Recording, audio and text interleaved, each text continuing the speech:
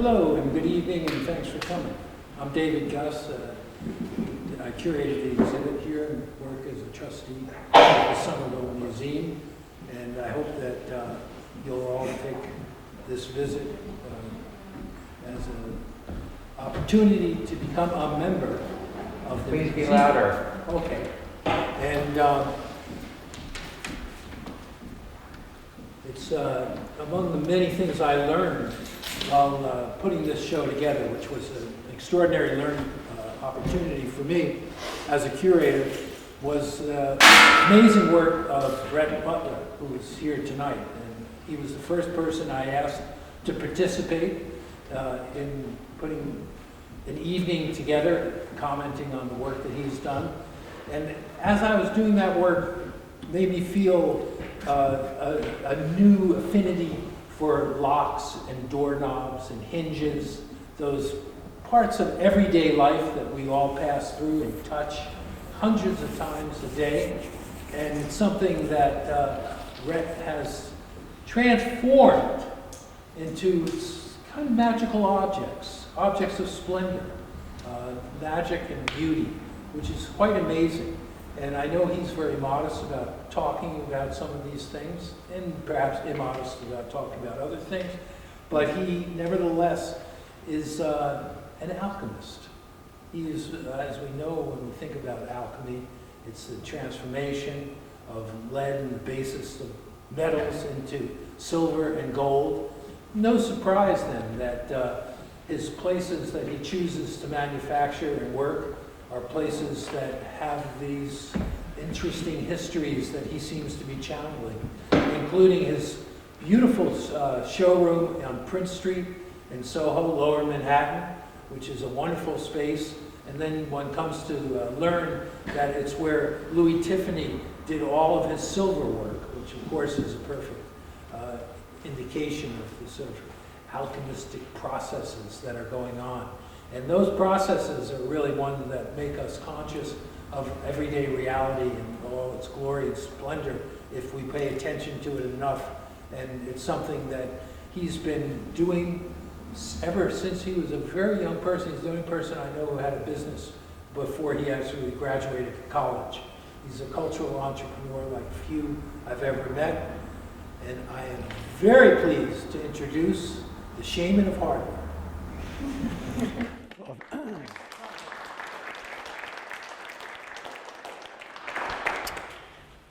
Thank you for having me. Thank you for the introduction, and thanks for being here. Enoch Robinson had an unbelievable life, and I could talk about the things that he accomplished for probably several weeks. So I'm going to have to seriously delete and edit to give you 1 hour. And I have decided to really concentrate on what he did in Somerville. So it makes it a little more personal for everyone here. And I'd like to start by asking if there's anybody that has any questions for me. Anything? Later. Well, you can do it later, but if you came here with any questions, I can kind of meld it in. Have you been inside the Roundhouse after it's been reoccupied? I have not been in the Roundhouse after it was reoccupied, but I did take a tour when I was much younger when it was unoccupied.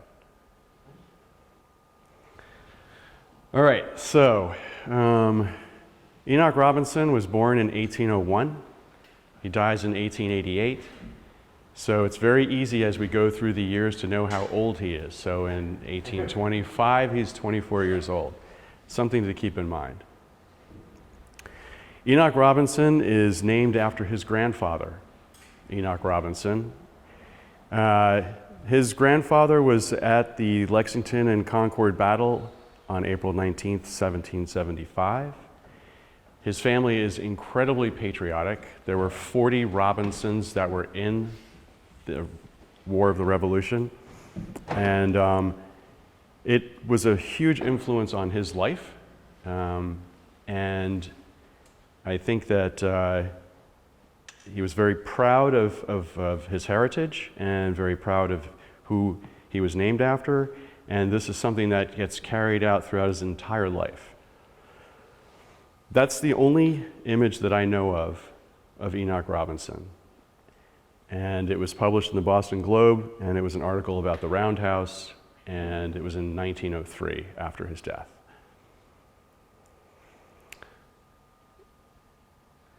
Science, literature, mechanics, these are the things that Enoch Robinson is interested in. He spends his entire life inventing, making, associating himself with literary people, reading a lot. He had a huge library for that time.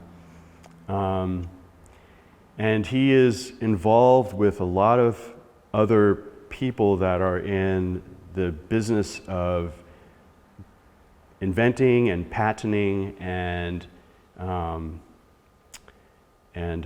just the sort of the business of learning and absorbing information is how I would put it. His father had 14 patents by the time he died. Enoch Robinson had 8 patents by the time he died. His brothers were inventing ship steering apparatus for clipper ships. His father invented the first insulator for lightning rods. And this is all very, very early. The family starts in Rehoboth. The great-great-great-grandfather is coming to the United States in 1640 as a wheelwright. A wheelwright back then meant that you were making the metal straps and the metal spokes for wooden wheels. I like to think of this guy as the person who is building satellites in today's world. It's transportation. It's really early. When you're like pulling iron out of bog ponds and beating it into rods to make parts for wheels, that's serious technology for that period in the United States. His father's first patent is in 1804. It is for a button-making machine. His father's brothers start the button-making industry in Attleboro, Massachusetts. This then turns into the jewelry-making business. They are making some hardware there. His father and his grandfather are making gun locks for cannons. They're making cannons and supplying the soldiers for the Revolutionary War. So this is a family that is, again, inventing, designing, making, building metalwork. This particular patent is signed by Thomas Jefferson, and it's co-signed by James Madison. It's a very rare document. So in Attleboro, with the button making,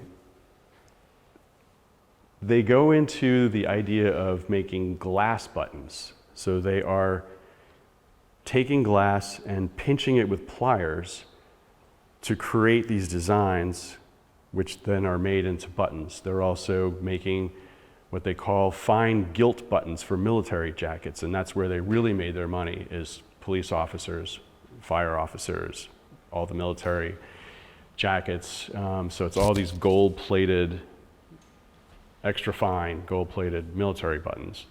But the glass being the more decorative side of their business, they would call these opal buttons, and it was something that I think had started in England, and then they've kind of figured out how to do it themselves, and they were making higher quality opal buttons or iris buttons than the English were. And there's also, again, this sense of patriotism, buying stuff that was made in the United States as opposed to the imports that we were being forced to consume since the beginning. Enoch Robinson in 1823 marries Harriet Starkey. She's 18. He's 22, right? And she dies within a year. And he leaves Attleboro. So I think that this was a fairly bad moment in his life, losing his young wife at the time like that.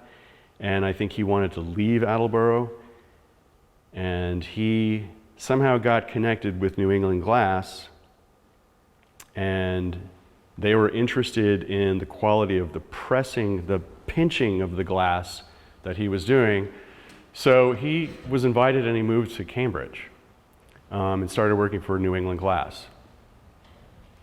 And New England Glass was started by Deming Jarvis in 1818, and so they're a fairly young company at this point, but they have really taken over, and they're one of the largest glass companies in the United States at the time. And here's just a couple pictures to show you. Where was this company? In Cambridge. Where, do you know? Where exactly? I don't know. It was on the river.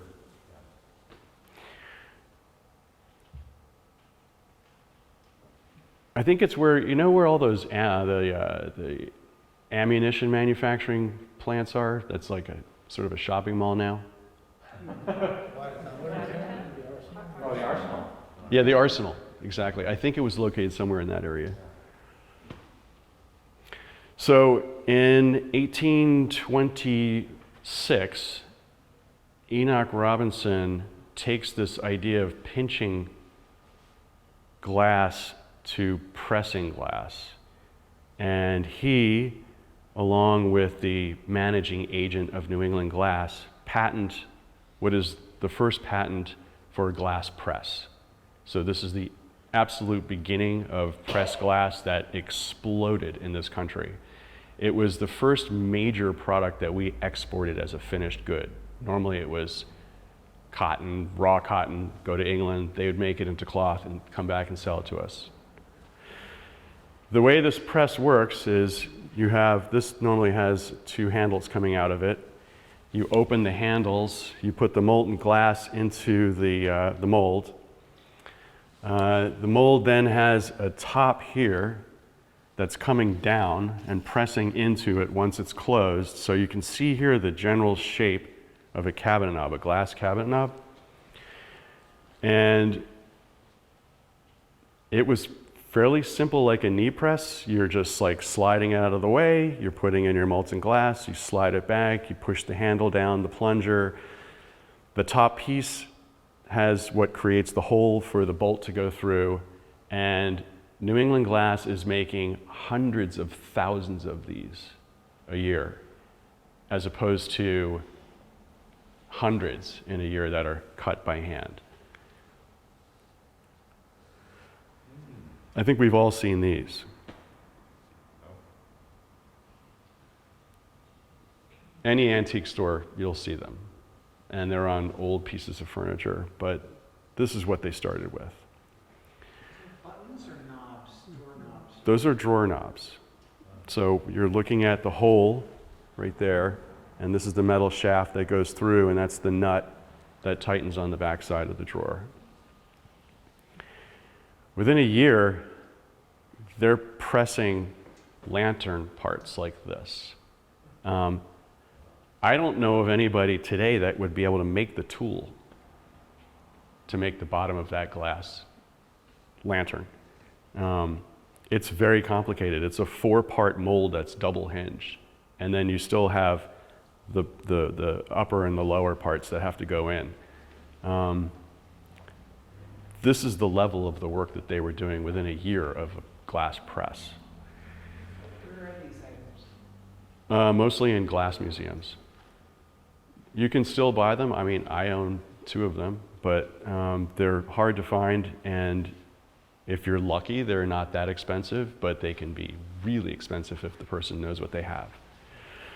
The really super rare ones, the early ones, are stamped on the inside, NEG Co., which is New England Glass Company, and then you have ERSR, which is Enoch Robinson and Spencer Richards. Spencer Richards is a family member from Attleboro, who also has several patents to his name for the finishing of glass buttons, the finishing of glass knobs. Enoch Robinson is at New England Glass for about 10 years. He gets there roughly 1825-26, and he's leaving in 1836-37. He files 2 more patents in 36. This is his second patent, right? This is for a way of attaching glass to a metal base so that you don't have to have the rod going through the middle of the glass. And he's patenting this with Francis Draper, and just as these are filed, he and Francis Draper decide to start their own business. So this is the first of the 2, and that's the second. And the second, well, I should go back to the first. They make an octagonal base. They drop it into the bottom part that has an octagonal receiving socket. Then they're using foil and they're using lead to hold it in. And then this piece right here is split. You can see the split right there. And that allows you to open and close it to drop it in, and then this piece right here screws down and clamps the whole thing together. It's a lot of parts, it's a lot of cost to make it that way. So they decide to do a different way of doing it, which is that this part is actually more flared up, and then they put it into a lathe and they push that metal down and clamp it in that way. So it's a much less expensive way of making the knobs. In 1836, Enoch Robinson moves to Boston. He's living in the North End. And he's working very close to the old State House. His first setup is, I think, on 4 Washington Street. And before he gets to 4 Washington Street, he is working for his 2 brothers that have started a foundry and a machine shop in Boston. So in the next year, in 1837, and my theory is that he wanted to get away from Cambridge and get away from New England Glass because they were essentially taking all of his ingenuity and all of his patents and using it for their profit and their manufacturing. I think he moves to Boston, and a year later he's patenting this with his brother so that they fully own this patent, and they're now making the glass knobs themselves. So they're buying the glass from New England Glass or whoever, making their own glass knobs and selling them. This becomes the most popular method of attaching a metal socket to a glass knob. You'll see these everywhere. There's one on the front door of this building. This is the actual patent model. They built this on July 5th, and they received the patent on October 21st, 1837. And we actually have this knob in our collection, which I feel pretty lucky to have. And by 1844, and this is the 4th triennial exhibition for the Massachusetts Charitable Mechanic Association in Boston, he wins a gold medal for a case of glass knobs. And I'll just read it. It says, "No number again," which means the case didn't have a number on it, so they couldn't identify it by the number that was normally tagged on all the cases at these exhibitions.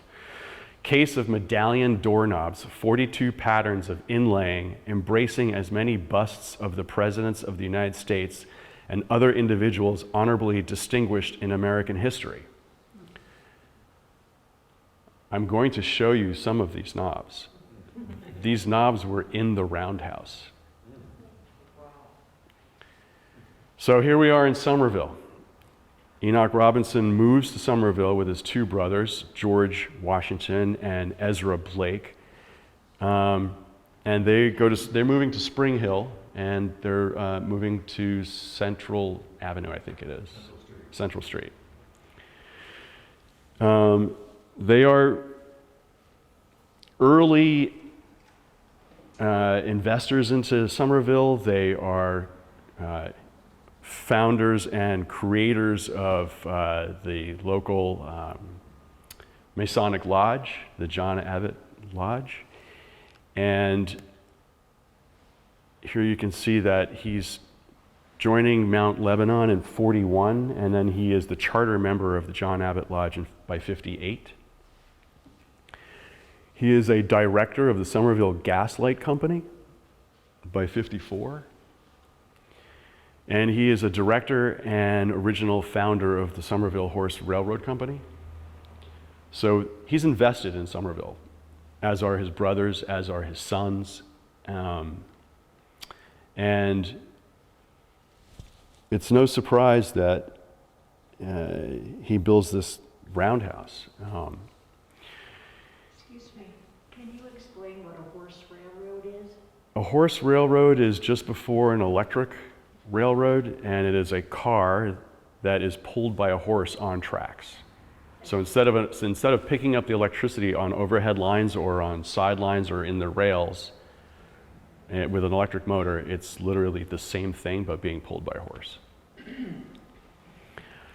In 61, he donates his plot at the Milk Row Cemetery for the what was the Somerville Light Infantry, SLI. Again, it's this patriotic nature of his. It's his generosity. It's his involvement with Somerville. He was a big believer in being where he was. And he's also a very wealthy man at this point. This is in 52, but in 51, by 51, this is a guy who's at kind of like the top of his field. In 51, he's doing all the hardware for the Massachusetts State House in Boston.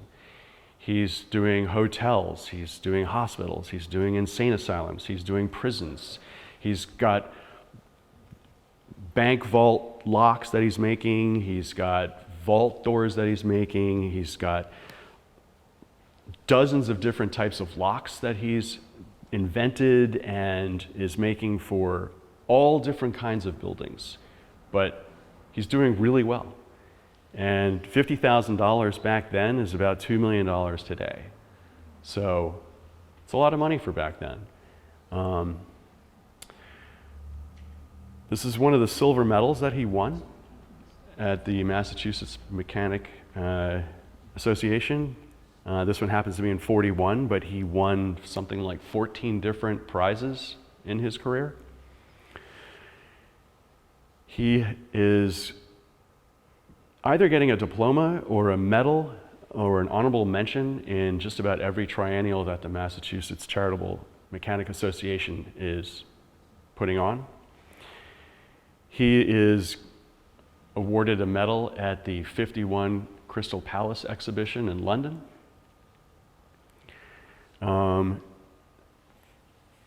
Americans were boasting about their skills in the world, and particularly against England, because England was, of course, always on top of the Americans. So the fact that they were making better products than England was something that they were very boastful of.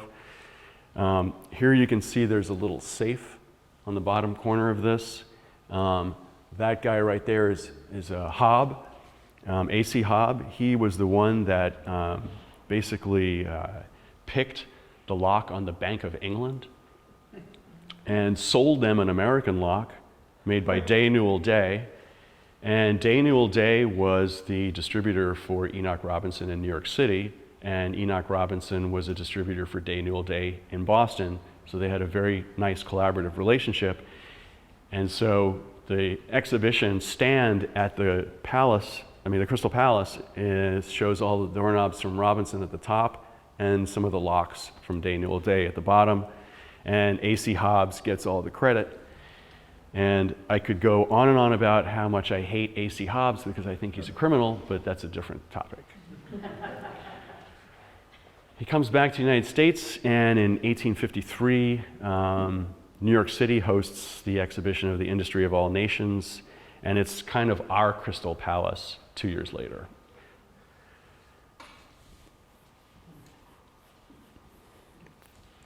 This is the kind of world that Enoch Robinson is living in. He's traveling the world. He's in Paris, he's in London, he's all over the United States. He's like doing the State House, as I have already mentioned. He's got all this prestigious work. I mean, in 41, he did the Belmont Estate, for example, in Belmont, Massachusetts, which that house at the time was the most expensive house ever built in this country. Here he is in 67 at the Universal Exposition in Paris. So I like to think of Enoch Robinson as a man of progress. I can imagine him being this guy sitting here, surrounded by his contemporaries, his intellectual friends, the inventors of what is driving the American dream at that time. He does Longfellow's house, for example, in Cambridge in 41 as well. And I have the feeling that because they're so close, they obviously must know each other in some way. So this brings me to the Roundhouse. And I just found this a week ago, which is kind of amazing because the Roundhouse was built in 1851. And most people think that the Roundhouse was built in 56. And maybe some people know that it was maybe built in 54, but it was built in 51. And I know that it took 2 years to build that house, so that puts the beginning of that house in 49, and he didn't just build it out of thin air, so he had to plan it, so we're now in 48, where he's imagining this house. That's pretty cool, because it's really, really, really early, and it's a lot earlier than most people thought. And it's a lot earlier than the attributions that people like to say, which is that he's so influenced by Fowler. I don't think that might be the case. It might be something that he's influenced by that he sees in France, for example, rather than this whole idea that it's a phrenological connection. But he allows this Baptist church to host a ladies' fair. And he allows this to go on for at least a year, if not 2 years, where he's allowing people to use the house before he even moves into this house. So the American Antiquarian Society allowed me to get a high-res scan of this, and they've attributed it to 1856. I had to send them that newspaper clipping and tell them they might want to adjust the date on their attribution. But this was the announcement at the very beginning of the circular house in Somerville. And here we have it in the Phrenological Journal in 54, which is where most people attribute the house as a correct date today. And I would imagine most here know a little bit about the Robinson house or have seen early plans, or I don't know. But this is the library, the round library. That's the oval parlor. And you have the kitchen and the dining room. And, you know, most people would enter here, right? There was also a side entrance, I believe it's here, to get into the kitchen area, the service. And they would be entertained in either the library or the parlor. And if they were invited for dinner, they would come in the parlor through this door and go through this door, and they could be in the dining room. You'll see better plans later, but what's so amazing about this house is that every room and every space that you're in is actually symmetrical. This is the second floor. Every room has a window. There's one room that has two rooms that have 2 windows, but every room gets light. And above the central core, you have a skylight. So you're getting all this internal light as well. Another announcement of the Roundhouse in the People's Journal in 1854.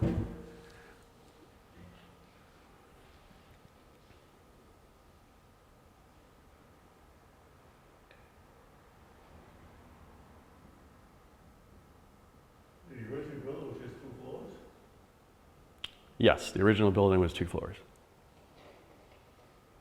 5 years after it was built, so that would put us in 1856, he added a 3rd story.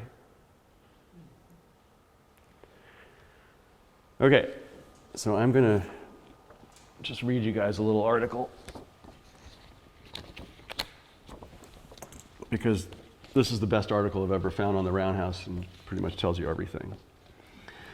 The Roundhouse in Somerville was built more than 50 years ago by Enoch Robin, who for 4 years previous to 1850 had resided on Central Street, only a short distance from the site of the Roundhouse on Beech Street.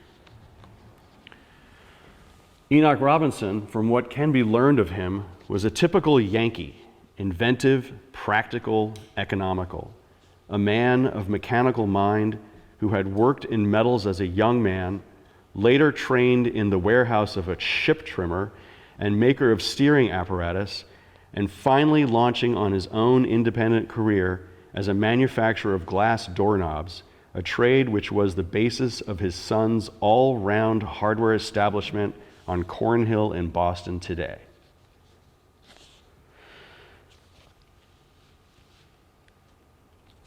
It was a theory of Enoch Robinson's that a roundhouse not only could be erected at a less expense than an ordinary frame house, but that more room in it could be made practically available. Moreover, the question of light, he thought, could be best disposed of, since each room must necessarily have its outside windows, and all would be more or less lighted within from a central shaft covered with a roof skylight. Sometime in 1850, Mr. Robinson decided to build. The site selected was on the southern slope of Spring Hill, Somerville, and adjoining a large open tract of land which until a few years ago was not broken by any house. The lot was a good-sized one, but for the house itself a circle 40 feet in diameter was laid out, a cellar dug, and a solid stone foundation built about it. In the construction of the house, not a stick of lumber was used. The walls were made of plank, sawed to fit the circular foundation and nailed together, one above the other, in regular courses. On the first floor, 4 rooms were provided, 3 of them with 2 windows each, and the other, a room like the house itself, laid out in a perfect circle, having only 1 window. I want to talk a little bit about this idea of laying walls out with planks.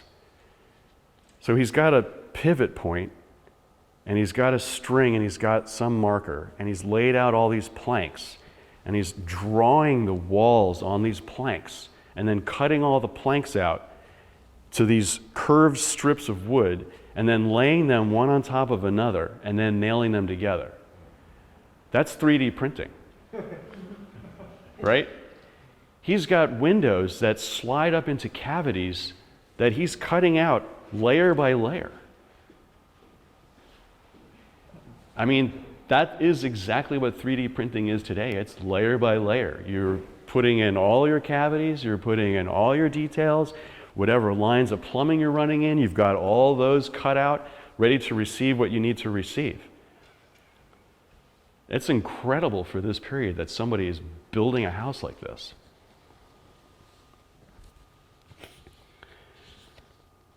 These windows comprised 4 large panes of glass set in a single sash.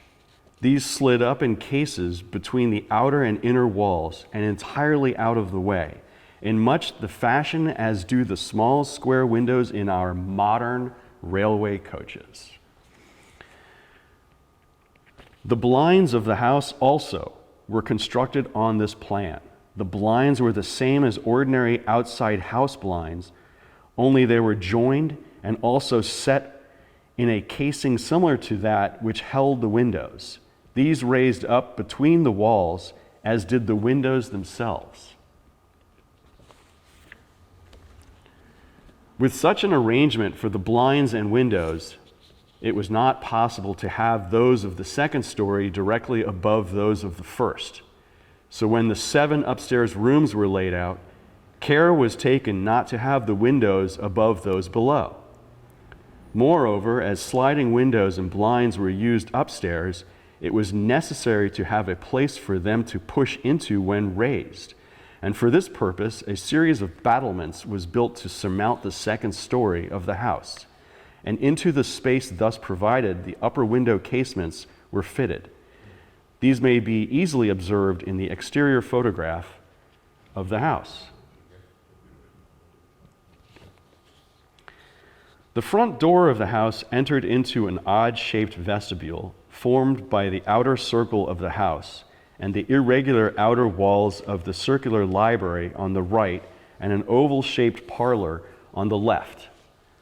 The parlor was 24 feet long and was 15 feet wide, while the library opposite was exactly 13 feet in diameter. The kitchen, immediately behind the library, was finished in white wood, varnished, and had a slate floor. Adjoining was a large dining room with windows facing the southeast. Between the dining room and kitchen was the large chimney, and the space adjoining was utilized for closets. Other closets were built in spaces left otherwise unavailable by the curves of the parlor and the library. These 4 rooms, it will be seen, were built about an irregular hallway and the stairway in the middle of the house, which was lighted from above. The stairway was built in a spiral, and on the second floor led to a large rotunda 13 feet in diameter, from which led the 7 chambers. 2 of these chambers had 2 windows, the largest room being over the dining room. 5 years later, in 1856, a 3rd story or cupola was built over the second story. In this were arranged 5 rooms, completing a house of 15 rooms, not including the cellar, of something more than an area of 300 square feet. It took Enoch Robinson nearly 2 years to construct the house. Into it was put the best of materials and superior workmanship, yet it was erected at an expense much less than a square house built in the ordinary way. Later, a barn built on semicircular lines was erected behind the roundhouse, but this was demolished about 15 years ago, which would put that in 1888.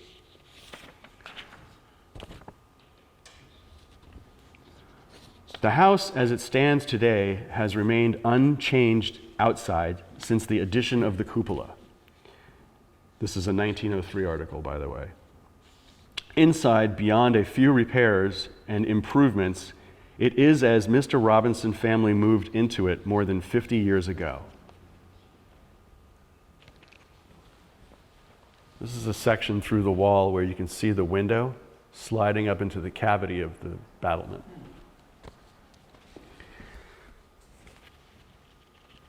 In building, Mr. Robinson laid out a system of gas piping, and we remember that he was a director of the gas company, so that made sense.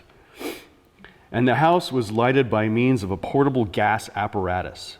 Now, of course, the regular city supply is used. In 1852, however, there were no sanitary arrangements made, water being pumped into the kitchen. Later modern improvements came, but probably were another roundhouse to be built today, a very different arrangement would be made, for the slight partitions allowed very little additional piping. Inside the most picturesque rooms today are the library and parlor. The latter has undergone few, if any, alterations since the house was built. In this room, the elaborate ceiling decorations suggest the frescoing of 70 or 80 years ago, while the walls are papered with a French paper imported by Mr. Robinson. This paper is unlike that of today. Instead of being symmetrical in its decorative design, it depicts scenes of French royalty. On it are emblazoned ancient castles and garden and hunting scenes. none of which are repeated in the wide oval stretch of paper. The figures cover half the height of the surface of the paper, being surmounted with a clear blue sky. Originally, the sky extended above the upper half of the decoration, but Mr. Robinson, not wishing to have the figures and scenes come too near the floor, cut off a strip of sky nearly 3 feet wide, and raising the body of the paper, placed the extra strip beneath as a dado. You know if the wallpaper's still there? I don't know.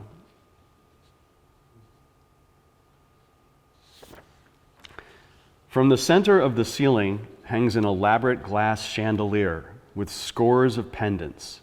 Mr. Robinson, it is stated by his son, was the first man to devise a method of pressing and molding glass. Instead of cutting it, and this chandelier was considered quite a curiosity by the Somerville folk. The affair supported a number of jets, and it is an impressive ornament still. In this room, as well as in several others in the house, the door handles were of glass. These were molded but transparent, and in the center of each was a white medallion. Some of these medallions were in the form of flowers, but others were likenesses of the presidents of the United States. Many of these old knobs are still in use in the Roundhouse. Another decorative feature of the parlor is a series of wood carvings about the door cases. There are raised combinations of festoons of flowers and cupids over each doorway, and also surmounting the interior window casings. The other rooms, however, are much plainer, and the old-fashioned doors were replaced with new ones about 25 years ago. That would be in 1878.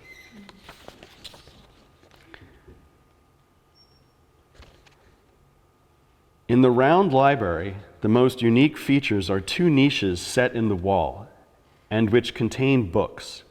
These niches, although built into the library, formerly were part of some older establishment, and were among the many purchases made by Mr. Robinson in one of his transactions at the raising of some building in Somerville or Boston.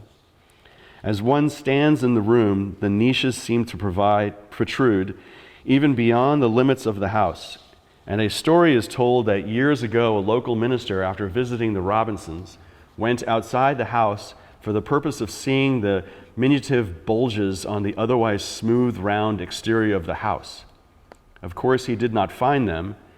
This feature is not well shown by the plan in the above cut, again, it's the article, as there really is only an inch or 2 between the inner wall of either of the niches and the outer wall of the house. An interior view of one of these niches is shown in the photograph of the library. From the outside, the house presents a unique appearance. As the Globe photographer was taking the picture, an interested small boy spectator chirped out, "Say, mister, looks like a bug light, doesn't it?" But general shape is the only thing in common with the 2 structures. There is an odd irregularity in the location of the windows, and all chimneys are hidden. A single heavy metal door swings from the street into the entry. The door is covered with brass, upon which have been raised many odd designs, and all have become bronzed by the 50 years' exposure to the weather. There are 4 very narrow glass panels in the door, but the strangest arrangement of all is a brazen dog's head in the very middle of the door. At first sight, this well may be taken for an immense knocker, but in fact it is the only handle the door has. Metal decorations extend along the ledges of the windows, while a part of the battlement decoration above the first story is an intricate network of brass and iron. Another iron balcony extends over the top of the narrow porch over the front door. The Robinson family have lived in the house since it was built, or rather since about 1854. For during the first year after the building was completed, Enoch Robinson was willing to remain on Central Street. The first use for the building was as a place to hold a church fair, and at this time the house was considered a great curiosity, the eighth wonder of the world to the local residents of Somerville. While he lived in the Roundhouse, Enoch Robinson established himself in the hardware business in Dock Square, Boston, and his old sign is still above the doors of his son's store on Cornhill. His daughters, Mrs. Jane M. Robinson and Miss Ann Robinson, and his grandson, Frank H. Robinson, have lived in the Roundhouse since it was built, while Enoch Robinson's youngest son, Albert M. Robinson, lives 2 doors above on Beech Street. That's the article from 1903. This is the front door bell pull with George Washington. These are known as sulfide knobs. Very difficult at the time to make these. The ceramic part that you see in the middle had to have the same exact rate of expansion as the glass did in order for the glass not to explode. We believe that these were made at New England Glass, and of course, Robinson made them into the knobs. Here we have Benjamin Franklin. There's a side view. The earliest of the glass knobs that Enoch Robinson made would have a single hole for pouring the lead into the socket space between the glass and the metal. The glass is tapered in this direction, and the metal inside the socket is tapered in this direction. So when it gets filled with lead, you're basically putting a keystone between the glass and the metal. The glass typically is notched so that it locks it all together. Here we have the Marquis de Lafayette, who is obviously, everybody knows who that is, George Washington's buddy.